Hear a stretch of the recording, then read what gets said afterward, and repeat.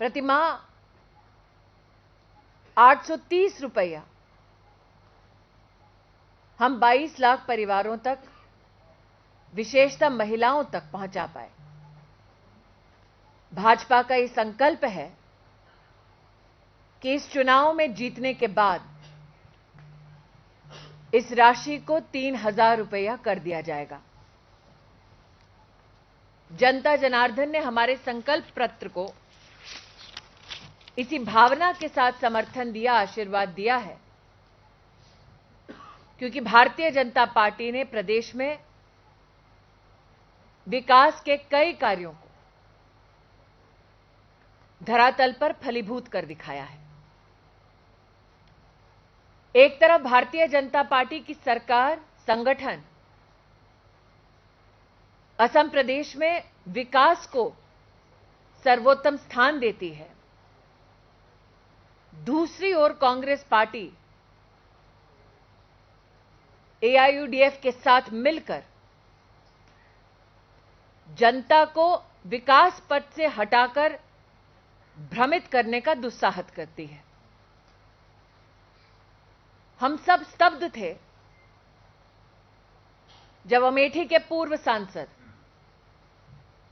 और कांग्रेस के पूर्व राष्ट्रीय अध्यक्ष ने आकर कहा कि असम की पहचान ही एआईयूडीएफ के मुखिया हैं। अमेठी के पूर्व सांसद, कांग्रेस के पूर्व अध्यक्ष को शायद इस बात का एहसास नहीं कि असम का गौरव गान होता है तो गोपीनाथ बोरदोलोई जी का नाम लिया जाता है। असम में मां कामाख्या का नाम लिया जाता है।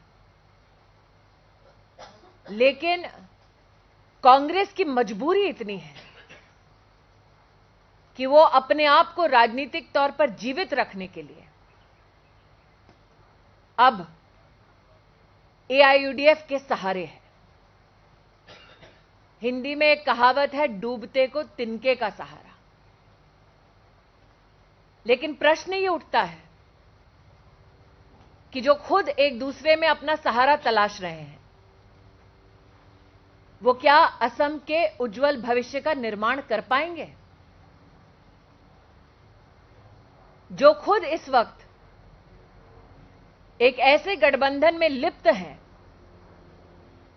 जो गठबंधन मात्र उनकी सियासत तक सीमित है, क्या वो विकास के आधार पर जनता के किसी वादे पर खरे उतर पाएंगे? वर्षों वर्ष असम की जनता ने कांग्रेस पार्टी के नेतृत्व पर विश्वास किया। कांग्रेस का एक नेता यहां से चुनकर देश में उनको प्रधानमंत्री बनाया। लेकिन असम की हकीकत यह है कि चाहे वो एम्स के सपने को साकार करने का काम हो, चाहे वो बोगीबील ब्रिज का निर्माण का काम हो, चाहे वो गरीब तक कोरोना महामारी में राशन पहुंचाने का काम हो, विकास और मानवता के ये सभी कार्य भारतीय जनता पार्टी के संगठन, कार्यकर्ता और नेतृत्व ने कर दिखाया है।